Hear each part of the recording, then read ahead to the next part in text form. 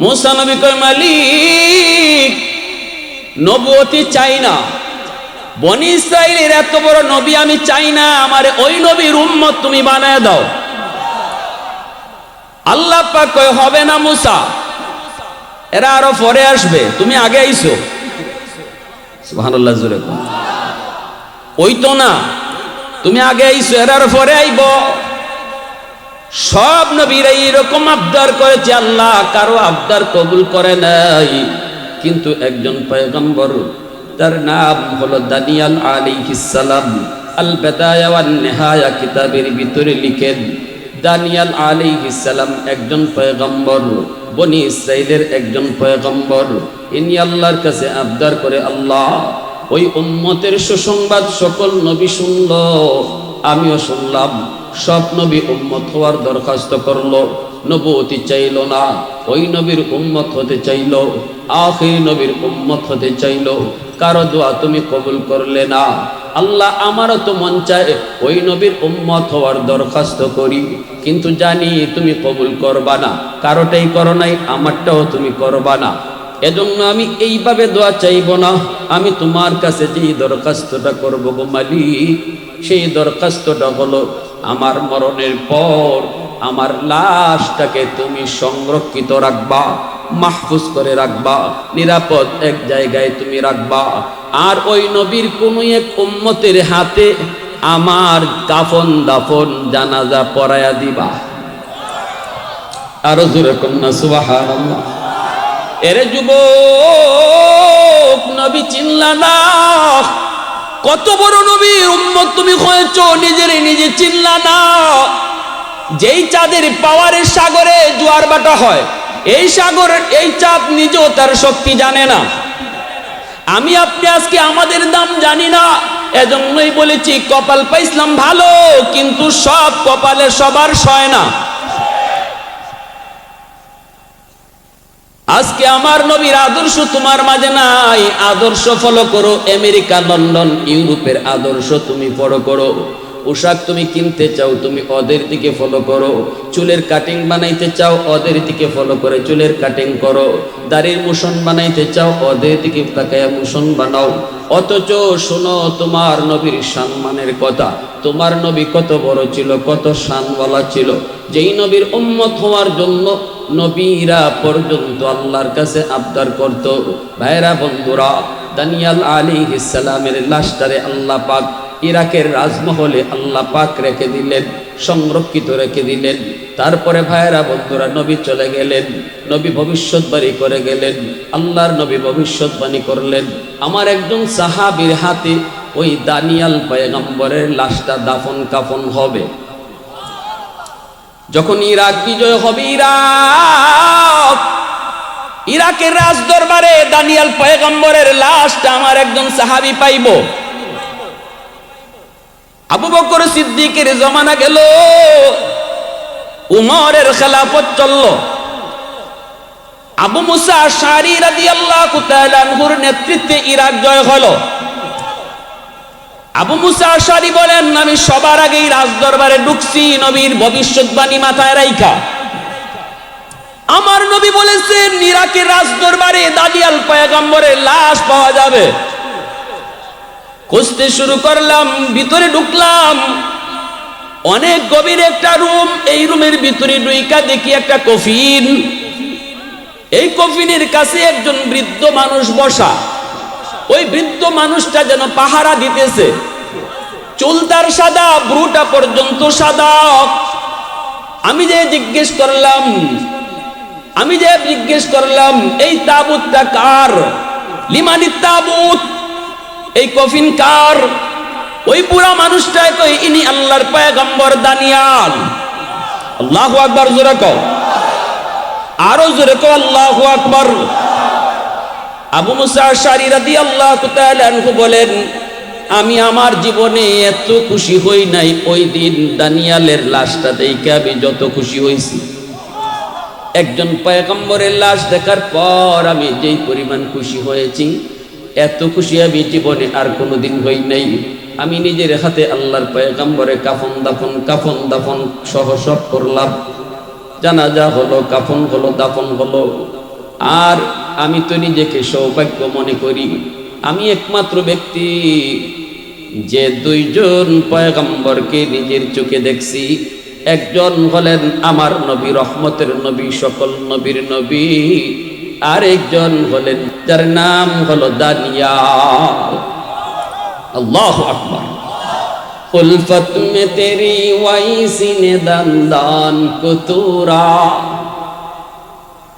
उल्फत में तेरी वैसी ने दंदान कुतूरा, बू बकर उमर नक्श कदम तेरा न चूरा, बू बकर उमर नक्श कदम तेरा न चूरा, आयुष्याक नबी वाके रार मदीना, सुल्तान का सुल्तान है सुल्तान मदीना, सरकार का सरकार है सरकार मदीना, गुलजार का गुलजार है गुलजार मदीना।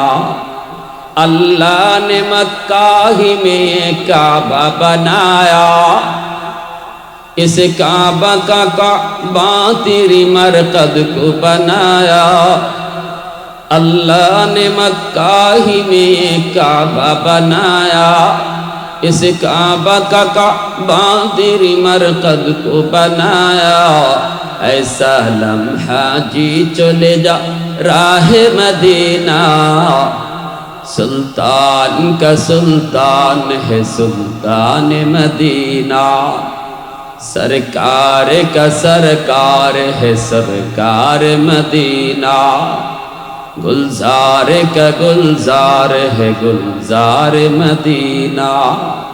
आवाज दिया कोन अल्लाहु আকবার। ভাইরা বন্ধুরা জন্য বলতেছিলাম, আল্লাহ পাক বলে ইন্না আ'তাইনাকাল কাউসার, নিশ্চয়ই বন্ধু আমি তোমাকে কাউসার দান করলাম। ফাসাল্লি লিরাব্বিকা ওয়ানহার, রবের নামে নামাজ পড়ো, কুরবানি করো। ইন্না শানিআকা হুয়াল আবতার, ও বন্ধু না না, তুমি আবতার নও, তুমি নির্বংশ নও। যারা তোমার দুশমন এরাই হলো নির্বংশ। আল্লাহু আকবার। কি ছিল এই সূরা নাজিলের প্রেক্ষাপট? আমার নবী, রহমতের নবী, মায়ার নবীর ছেলে সন্তান পরপর যখন সবাই মারা গেলেন, তখন সর্বশেষ ইব্রাহিমও যখন ইন্তেকাল করেন, তখনই মক্কার আবু জাহল, উতবা, সাইবা, বিশেষ করে আস ইবনে ওয়াইল, এরা আমার নবীকে নিয়ে সমালোচনা করত, বলতো রাখ রাখ, মুহাম্মদের কথা রাখ, মুহাম্মদের তো কোনো ছেলে নাই, মুহাম্মদের বংশ ধরে রাখবে কেডায়, মুহাম্মদ তো নির্বংশ। নাউজুবিল্লাহ, জোরে কর। আল্লাহ পাক রব্বুল আলামিন আমার আপনার নবীর ছেলে সন্তান কেন একে একে সব নিয়ে গেলেন? কারণটা কি? কারণটা কি? এর যুবক ভালো করে শোনো, এ যুবক ভালো করে শোনো। সন্তান থাকলে পরে বাবার বিপদে আপদে পাশে থাকে, ঠিক না? বাবা অনেকটা আশা করে আমার সন্তান আছে, আইব, লাঠিটা ধরবো। বাপ যদি দেখে সন্তান পাশে আছে, বাবা একটু উঁচা আওয়াজে কথা কয়।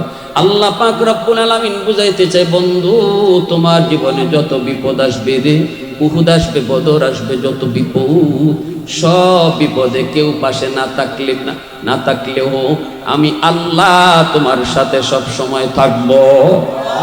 না না, কেউ রাখবে না, কেউ লাগবে না। সন্তানের চিন্তা মাথায় রাখো না এ বন্ধু, না। তায়েফের জমিনে কে তোমারে বাঁচাবে? আমি আল্লাহ সাথে থাকবো। আল্লাহু আকবার। উহুদের জমিনে আমি আল্লাহ তোমার সাথে থাকবো। ভাইরা বন্ধুরা, আল্লাহ পাক রব্বুল আলামিন নবীর পরে ছেলে নবী হয়। আমার নবী রহমতের নবী, শেষ নবী। নবীর পরে আর কোন নবী আসবে? আমরা অতীতে দেখেছি অনেক নবী, নিজে নবী, ছেলেও নবী। ইব্রাহিম নবী নিজে নবী, ছেলেও নবী। ওনার ছেলে নবী, ওনার ছেলেও নবী। এইভাবে অনেক নবী, নিজেও নবী, ছেলেও নবী। এই দিক দিয়ে তাদের মর্যাদা একটু বেশি। নিজে যদি চেয়ারম্যান হয়, ফুলাও যদি চেয়ারম্যান হয়, বুক ফুলায় কইব আমারে ভোট দিতায় না কেন, আমি চেয়ারম্যানের ফুলা চেয়ারম্যান, আমার আব্বাই চেয়ারম্যানই করে গেছে, অতএব তার মর্যাদা একটু বেশি। আমার আল্লাহ কই বন্ধু না, তোমার পরে আর আমি কাউকে নবী বানাবো না, না না তোমার পরে কাউকে নবী বানাবো না। ওই যে ওদের নবীর সন্তান নবী, অতএব যদি তোমার ছেলে বাঁচায় রাখি তাহলে তোমার পরে তোমার ছেলেকেও নবী বানাইতে হয়। যেহেতু এই নিয়মটা আগে ছিল, অতএব না না আল্লাহ পাক রব্বুল আলামিন পরিষ্কার ভাবে ছেলে সন্তান এইভাবে নিয়ে গেলেন তো গেলেন, জন্মের আগে বাবাও নিয়ে গেলেন। প্রশ্ন হয় বাবাও কেন নিয়ে গেলেন? এখানেও হিকমত রেখেছেন আল্লামা জিয়াউল কাসিমি রাহিমাহুল্লাহ খুতবাতে কাসিমির ভিতরে তিনি পরিষ্কার লিখেছেন, আল্লাহ এই কথা বুঝাইতে চায় বন্ধু, বাপ ডাকতে পারো নাই জীবনে, কত সন্তান মুখ বইরা আব্বা কইয়া ডাক দে, মুখ বইরা আম্মা কইয়া ডাক দে, তোমারও তো জীবনে আব্বা কইয়া ডাক দেওয়ার ইচ্ছা ছিল। আমি আল্লাহ জানি সব সন্তানই আব্বাকে আব্বা কইয়া ডাক দেয়া যে মজা পায়, পৃথিবীতে আর কোনো ডাকে এত মজা পায় না। এরপরও বন্ধু কষ্ট নিও না, কেন নিছি জানো নি? জন্মের পরে তোমার মুখ দিয়ে আব্বা ডাক আগে বের হতে আমি আল্লাহ রাজি না। জন্মের পরে তোমার মুখ দিয়ে যেন সবার আগে আল্লাহ ডাক বের হয়। একটু জোরে আওয়াজ দিয়ে আল্লাহু আকবার, আরো জোরে আল্লাহু আকবার। কারণ তোমার জীবনে এমন এমন ঘটনা আসবে যে ঘটনায় কেউ পাশে থাকবে না, থাকবো আমি আল্লাহ, কেউ থাকবে না আমি আল্লাহ, থাকবো আমি আল্লাহ। এই সমস্ত হিকমতের কারণে আল্লাহ জন্মের আগে বাবা নিছেন, সন্তান একে একে নিয়ে গেছেন। কিন্তু বেদিন বেঈমানের দল আমার নবীকে নিয়ে মন্দ বলে। আসিফ ইবনে ওয়াইল কয় রাখ, মুহাম্মদ তো নির্বংশ, তার তো কোনো সন্তান নাই, বংশ ধরে রাখবে কেডায়? নবীজিও মনে মনে কষ্ট পাইছেন, এই কথাটা শুনে কষ্ট পাইছেন। আল্লাহ কয় বন্ধু তোমাকে আমি আল্লাহ সন্তান নিয়ে গেলাম, কিন্তু কাউসার তোমাকে দান করলাম। অনেকগুলি অর্থ, এত অর্থ বলা যাবে না। এর ভিতরে উল্লেখযোগ্য একটা বলি, আল্লাহ পাক কয় বন্ধু একদল জামাতে সাহাবা আমি তোমারে দিছি, সন্তান নিছি জামাতে সাহাবা তোমারে দিছি। আল্লাহু আকবার। সন্তান বাবার জন্য যত দূর করবে, তোমার সাহাবীরা তার চেয়েও তোমার জন্য বেশি করবে, ঠিক না?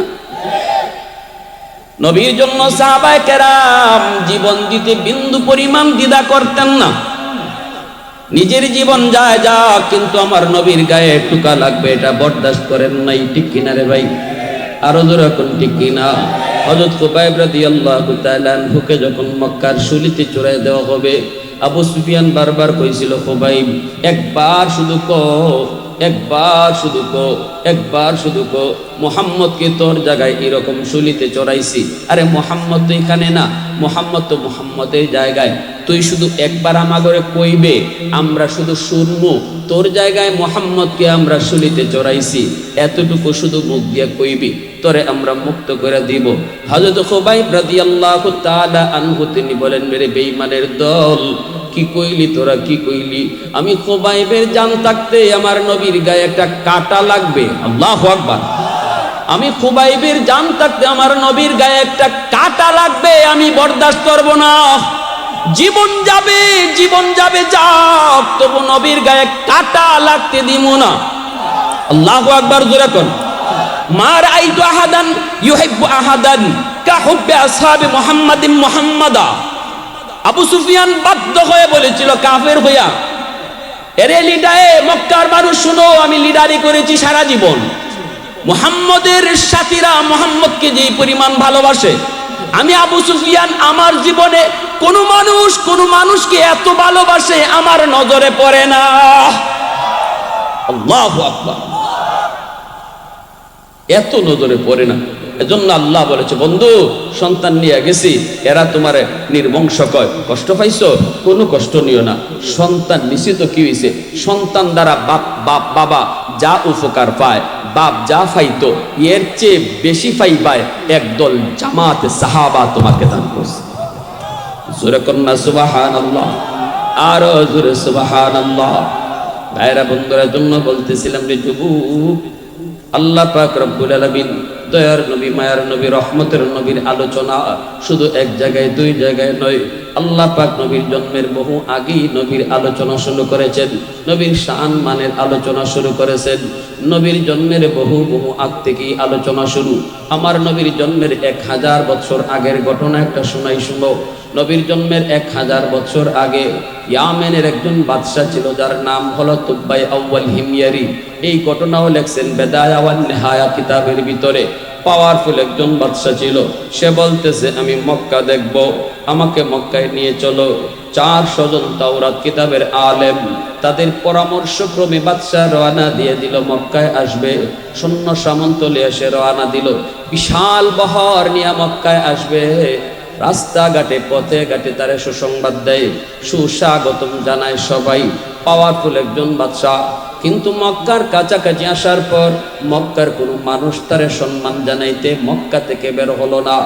আমরা যদি দেখি কোনো মেহমান আসতেছে, দামি মেহমান হলে তার সম্মানে আমরা একটু আগায় যাই, ঠিক না? ইয়ামেনের বাদশা তুব্বাই আউয়াল হিময়ারি কয়, মক্কার মানুষ আমাকে সম্মান দিল না কেন? আমার তো মাইন্ডে লাগলো, আমার তো হেম্পারে লাগছে। 400 জন তাওরাত কিতাবের আলেমে কয়, বাদশা মক্কার মানুষের উপরে তুমি রাগ কইরো না, কারণ মক্কার মানুষ সাধারণ কোন মানুষ। এই মক্কায় আল্লাহর ঘর খানায় কাবা, এই মক্কায় আল্লাহর ঘর খানায় কাবা। পৃথিবীতে এই ঘরের চেয়ে দামি আর কিছু নাই। মক্কার মানুষ আল্লাহর ঘরকে পিছনে দিয়া কারো সম্মানে দেশ থেকে বের হয় না। তুমি যত বড় সম্মানিয়াও, আল্লাহর ঘর থেকে তো তোমার দাম বেশি না। তোমার সম্মানে যদি গ্রাম থেকে বাইরিতে হয়, তাহলে আল্লাহর ঘর পিছে পড়ে, ঠিক কি না? ইয়ামেনের বাদশা তুব্বাই আউয়াল হিময়ারে কয়, তাহলে এই ঘর আমি ভেঙে লাইমু। নাউজুবিল্লাহ, জোরে কোন। কই এই ঘর আমি ভেঙে ফেলবো, যেই ঘরে আমার সম্মানে বাধা দিল। আলেমরা কয়, পাগলামি কইরো না, সব জায়গায় আঙ্গুল দেওয়ান যায়? হ্যাঁ, বাদশাহ কয় এত বুঝ আমার দিও না, এই ঘরে আমি ভেঙে ফেলবো। আলেমদের কথা মানলো না, আলেমদের কথা শুনলো না। আল্লাহর ঘরে যে হাত দিয়ে দিল, হাত লাগাইতে দেরি, সাথে সাথে আল্লাহর গজব আসতে দেরি হলো না। আমার ঘর তুমি ভেঙে ফেলবা, আমার যতদূর ক্ষমতা আছে তা দিয়ে আমি প্রতিহত করব। আল্লাহর ঘর তুমি ভাঙবা, আল্লাহর ঘর আল্লাহ যেভাবে পারে রাখবো, ঠিক না? ঘর ভাঙ্গে নিলে আর কুস্তা থাকে, মালিকের আর কিছু থাকে। এর দুনিয়ার বাচ্চি কি দিত? আমার গরু যদি ভাঙ্গে লাইতে আমি আর বাচ্চা কি করবো? তুমিও আল্লাহর ঘরে কি হাত দিয়ে দিবা, আর আল্লাহ সেয়া সেয়া খালি আঙ্গুল চুষবো? আল্লাহ পাকেরও দরবার ক্ষমতা আসেনি না নাই? মুহূর্তের ভিতরে তপাস দিয়ে পিছনে পড়ে গেল। নাক মুখ পায়খানা রাস্তা, প্রস্রাবের রাস্তা দিয়া ফিনকি দিয়া রক্ত বাইরিতে লাগলো। নাউজুবিল্লাহ। উলামায়ে কেরাম কয়, কইছিলাম নি, ঠিক না? আলেমদের কথার সময়ে কেউ বুঝে না, পরে বুঝে, ঠিক না? উলামায়ে কেরাম কাউকে খারাপ বুদ্ধি দেয় না।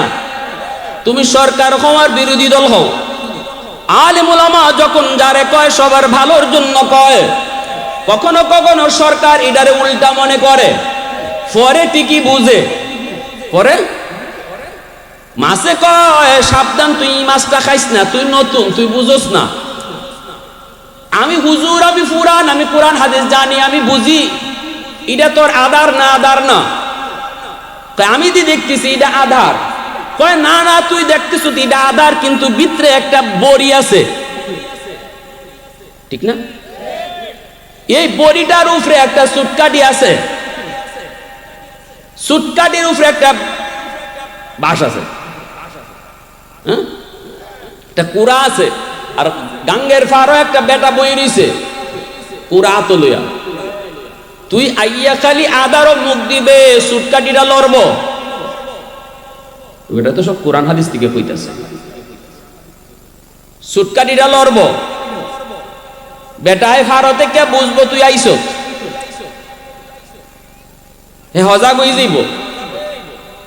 এরপরে তুই খালি মুখ দিবে, সুটকাটি ডুববে দিব। এরপরে ওই বেটায় এসকা একটা টান মারবো, এসকা টান। এসকা টান, এই বড়িটা তোর গলা ফাতারে ডুববো। এরপরে তোরে টান দিয়া ফারো তুলবো, তুলতেই তুই নাচানাচি করবে, তোরে দুই হাত দিয়ে যাইতে ধরবো, বাড়িত লইয়া যাইব, বউ ঠেঙ্গি দা লইয়া বোয়া, দাদাও তেরা বেড়া, তোর শরীর ফিসলা, তোরে ছালি দিয়ে ফিসলামও যাইব, ঠেঙ্গিটা তুললিয়া ঘরের সদস্য যে কয়জন আছে অতটা ফিস করব, এরপরে তোরে লরিত ফালাইয়া বাঁচবো, 32টা দাঁত দিয়ে সাবাইয়া খাইব। হে ইওয়াজ হইনা কই ওরে বাপ রে বাপ, হুজুরে কইল কি?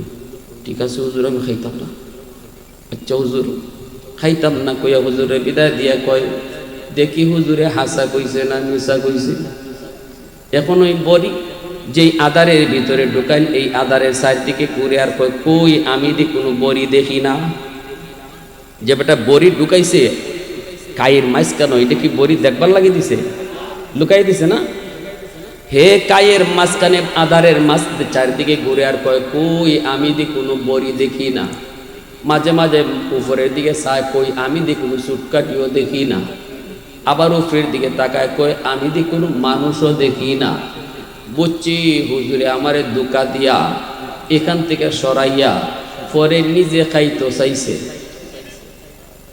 কয় না হুজুর আপনারে খাইতে দিব না।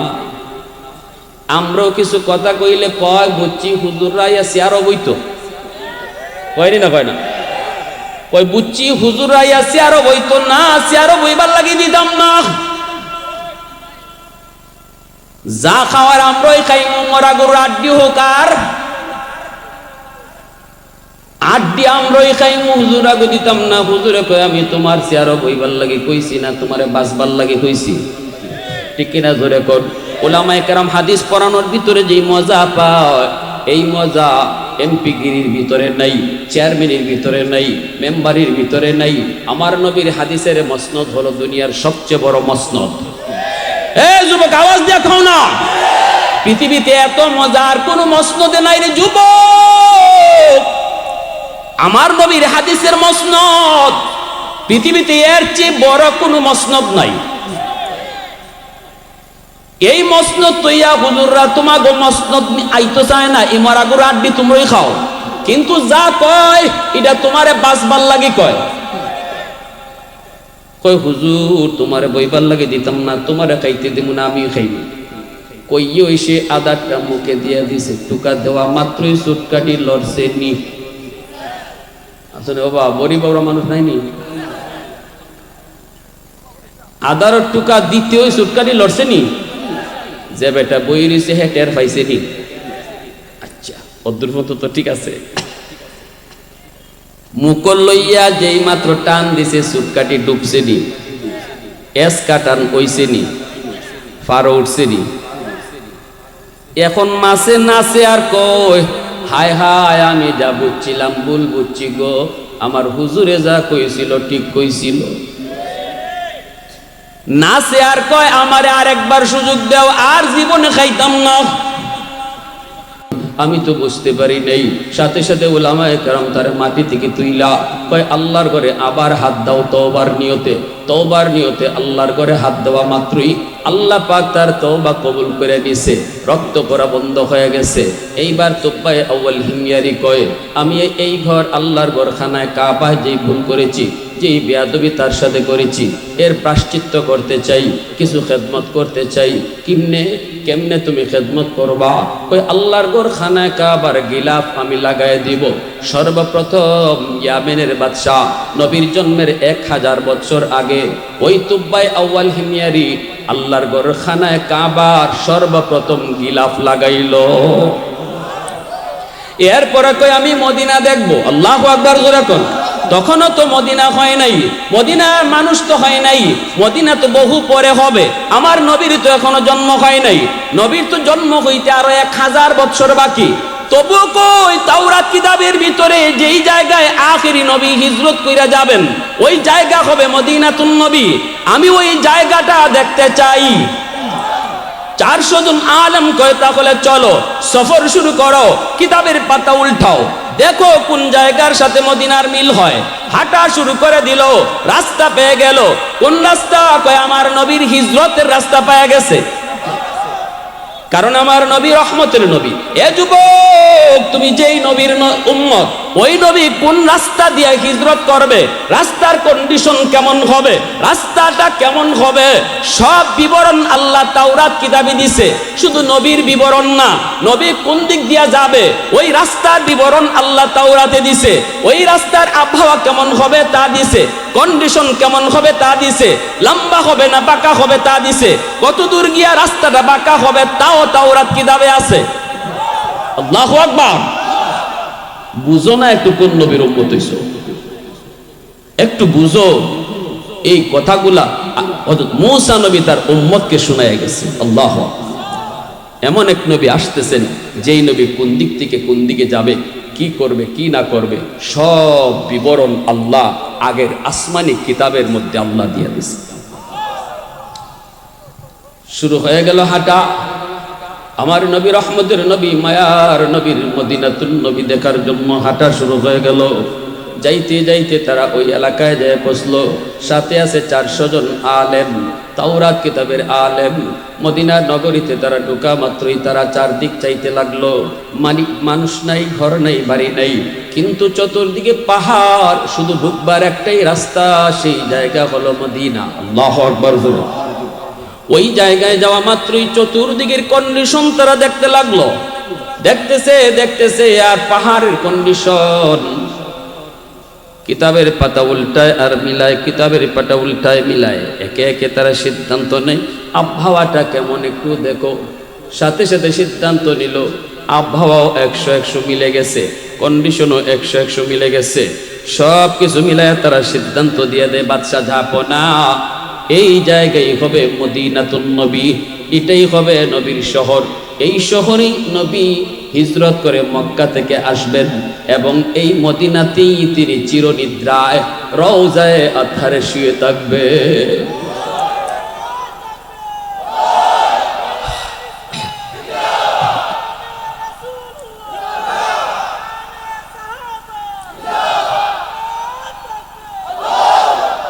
উলামায়ে কেরাম কয়, বাদশা ঝাপনা,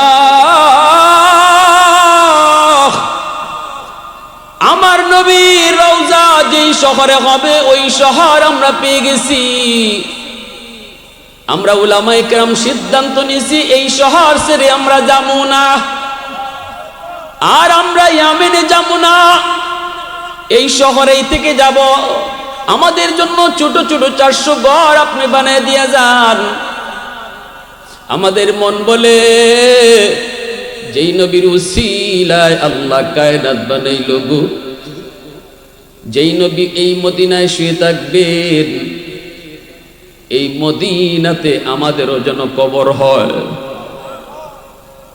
আমাদের কবরের পাশ দিয়া রহমতের নবী হাঁটবে, নবীর পায়ের ধুলাবালিগুলি আমাদের কবরে পড়বে। ধন্য আমরা, ধন্য আমাদের বাড়িটা এখানেই বানায় দিয়া যান। বাদশাহ 400 জন আলেমকে ঘর বানায় দিল। বাদশাহ মনের মাধুরী দিয়া একটা ঘর বানাইতেছে, অনেক সুন্দর করে একটা ঘর বানাইতেছে। উলামায়ে কেরাম জিজ্ঞেস করে, বাদশাহ এই ঘরটা কার জন্য? বাদশার চোখ দিয়া পানি জড়ে কই, আমি তো থাকতে পারলাম না, তোমরা তো থেকে গেলা। আমারও তো মন চায় আমার রহমতের নবীর রওজার পাশে আমারও কবর হোক। ইয়ামেনের বাদশাহী আমার মন চায় না, বাদশাহী আমার মন চায় না, রহমতের নবীর পাশে কবর হোক, ধন্য। কিন্তু পারবো না, জনগণের দায় দায়িত্ব, চলে যেতে হইতেছে। কিন্তু আমার নবী মক্কা থেকে মদিনায় যেদিন হিজরত করে আসবেন গো, ওই দিন তো তাওরাত কিতাবে পেয়েছি নবীর কোনো ঘর থাকবে না। কার বাড়িতে নবী উঠবো? সবাই তো নিতে চাইবো। না না, আমার মন চায় আমি নবীর জন্য একটা ঘর এখানে বানায়া যাব।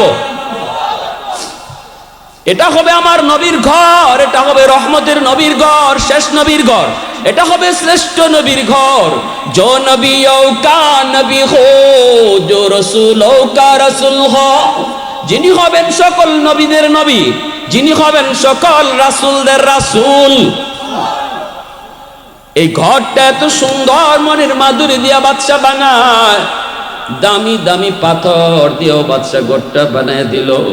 এরপরে বাদশা ঘরটার মধ্যে তালা লাগাই দিল, চাবিটা আমির সাহেবের হাতে দিয়ে দিল, হাতে একটা চিঠিও দিয়ে দিল, আর বলল আমির সাহেব চিঠিটা আমানত হিসাবে দিলাম, এই চিঠিটা তুমি মৃত্যুর আগে তোমার সন্তানের কাছে দিয়ে যাবা। চিঠি আর চাবি, এই চাবিটা পরম্পরায় পরম্পরায় তোমার বংশের শেষ মানুষটা যেদিন নবী মক্কা থেকে মদিনা হিজরত করে আসবেন, সেদিন যেন নবীর হাতে এই আমানত পৌঁছায় দেয়। अल्लाह अल्लाह। तकबीर में कलमा में नमाजों में अज़ा में,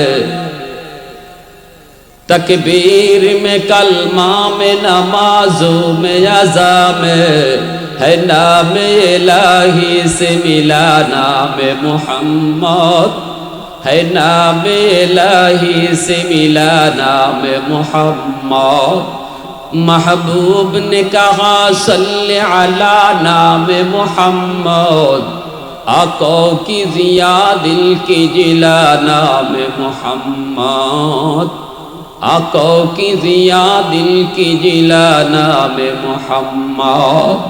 मोहब्बतेर आवाज़े कहो अल्लाहु अकबर, আরো জোরে আল্লাহু আকবার। ভাইরা বন্ধুরা, জন্ম শুনে যুবক এই কথা বললাম, আমি সাহেবের কাছে চিঠি আর চাবি আমানত দিয়া ইয়ামেনের বাদশা তুফায় আউয়াল হিময়ারি, অনেক পাওয়ারফুল একজন বাদশা, সাথে ছিল আরো হাজারো হাজারো সৈন্য সামন্ত, তাদেরকে নিয়ে সে ইয়ামেন চলে আসলো। ভাইরা বন্ধুরা, এই দিকে দিন যায় রাত যায়, 400 জন আলেম মদিনাতেই তাদের কবর হয়। আমার নবী রহমতের নবী 1000 বছর পরে দুনিয়াতে আগমন করলেন। নবীজি মক্কায় জন্ম নিলেন, নবীজি মক্কায় জন্ম নিলেন। 40 বছর পর্যন্ত আল্লাহ তার হাবিবকে মক্কার মানুষের মাঝে রাখলেন, যেন প্রতিটা মানুষ আমার নবীকে চিনে জানে কেমন মানুষ তিনি। আল্লাহু আকবার জোরে বলেন। নবুয়তি 40 বছরে পাইছেন, কিন্তু 40 বছর নবী তাদের সাথেই চলছেন। লাকাদ মান্নাল্লাহু আলাল মুমিনিন ইয বাসা ফীহিম রাসূলা। আল্লাহু আকবার। লাকাদ মান্নাল্লাহু আলাল মুমিনিন ইয বাসা ফীহিম রাসূলা। আল্লাহ কয়, ও দুনিয়ার মানুষ শোনো, আমি তোমাদের কাছে যত নিয়ামত দিয়েছি, সমস্ত নিয়ামতের মধ্যে সবচেয়ে বড় নিয়ামত হলো আমি তোমাদের মাঝে, তোমাদের থেকেই আমার বন্ধুকে পাঠাইছি। আল্লাহু আকবার। তোমাদের মাঝেই আমার বন্ধুকে পাঠাইছি, তোমাদের মধ্য থেকেই পাঠাইছি। ফেরেশতা নবী বানাইছি না, ফেরেশতারে নবী বানাইয়া পাঠাইছি না, তোমাদের মধ্য থেকেই একজন মানুষকে নবী বানাইছি। কেন বানাইছি? কারণ তোমাদের জীবনের যত যা কিছু আছে, তার জীবনও তত তা কিছু আছে। তোমাদের জীবনে বিয়া শাদী আছে, নবীও তোমাদের মতোই বিয়া শাদী করবে। তোমাদের জীবনে ব্যবসা বাণিজ্য আছে, নবীও তোমাদের সামনেই ব্যবসা বাণিজ্য করবে।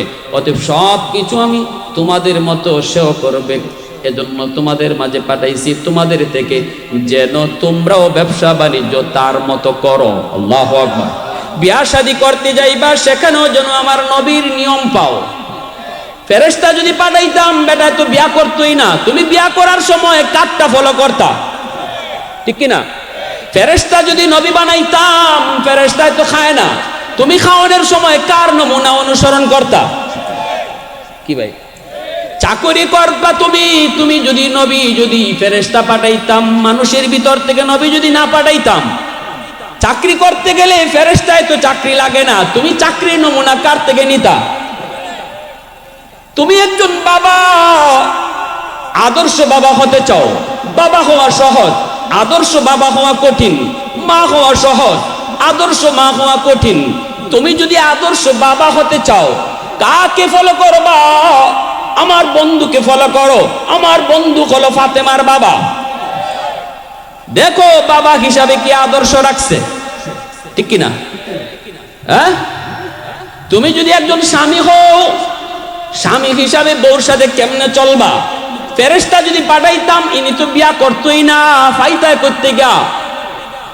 স্বামী হিসাবে আদর্শ খুঁজো, দেখবা আমার বন্ধু 9 জন বিবি রাখছে, দেখো আয়েশার সাথে নবী কেমন ব্যবহার করে, তুমিও তোমার বউয়ের সাথে এমন ব্যবহার করো। আল্লাহু আকবার, জোরে করো। এজন্যই আল্লাহ কইছে লাকাদ মান্নাল্লাহু আলাল মুমিনিন ইয বাসা ফীহিম রাসূলা। এরে যুবক, এজন্য দিলটা নরম করে কথাগুলো একটু বোঝার চেষ্টা করো। কিয়ামতের ময়দানে ওই নবীর সামনে কেমনে মুখ দেখাইবা, কেমন করে ওই নবীর সামনে মুখ দেখাইবা রে যুবক? তোমার আচরণ, তোমার চলা, তোমার ফেরা। এ যুবক, আমার নবী, রহমতের নবী মক্কা থেকে মদিনায় হিজরত করলেন। কুবা এলাকায় নবী অবস্থান করলেন। মদিনায় এখনো ঢুকবেন না, কুবা। মদিনার পাশে একটা এলাকার নাম হলো কুবা। ওই কুবা এলাকায় নবীর নানার বাড়ি, ওই জায়গায় নবী অবস্থান করলেন। প্রথম একটা মসজিদ বানাইলেন, মসজিদের নাম মসজিদে কুবা। আর নবী ঘোষণা দিলেন, এই মসজিদে কেউ যদি 2 রাকাত নামাজ পড়ে আল্লাহ তারে কবুল উমরার সওয়াব দান করবে। এজন্য হাজী সাহেবরা কুবা মসজিদে 2 রাকাত নামাজ পড়ে, ঠিক না? আমার নবী মসজিদে কুবায়, নবী কুবা এলাকায় মদিনার মানুষ নবীকে সুস্বাগতম জানানোর জন্য রওনা দিয়ে দিল। সবাই দলে দলে যাইতেছে নবীকে সুস্বাগতম জানায়া মদিনায় ঢুকাবে, নবীকে সুস্বাগতম জানায় মদিনায় ঢুকাবে। অনেকে অনেক কিছু মনে নিয়ে যাইতেছে। আমার নবী মদিনায় ঢুকবেন, কই থাকবেন, কার বাড়িতে থাকবেন? একজনে মনে মনে কয়, আমার তো আছে 5টা বাড়ি, আমি নবীরে দিয়ে দিব 4টা বাড়ি, আমি থাকবো 1টা বাড়ি। আরেকজনে কয়, আমার আছে 2টা, আমি 1টা দিয়ে দিব, তবু নবীরে আমার বাড়িতে থাকতে দিব। আরেকজনে কয়, আমার 2টা ঘর আছে, 1টা ঘর নবীরে দিয়ে দিব। এইভাবে প্রত্যেকেই মনের ভিতরে নবীকে ঘর দিবে, বাড়ি দিবে। এই রকম কল্পনা জল্পনা নিয়ে, মনের ভিতরে আগ্রহ নিয়ে কুবার দিকে যায় মদিনার মানুষের অন্তরে আজকে ঈদের আনন্দ, কারণ রহমতের নবী মদিনায় আইছে। আল্লাহু আকবার। মক্কার মানুষ নবীরে চিনল না, চিনল মদিনার মানুষ। এই যুবক, আওয়াজ দাও না, ঠিক কিনা? এজন্য মক্কার চেয়ে মদিনার দাম বেশি, মক্কার মানুষের চেয়ে মদিনার মানুষের দাম বেশি। মক্কার মানুষ স্বাভাবিকভাবে একটু গরম, মদিনার মানুষ স্বাভাবিকভাবে একটু নরম। সারা বাংলাদেশের ভিতরে সিলেটের মানুষ স্বাভাবিকভাবে একটু নরম।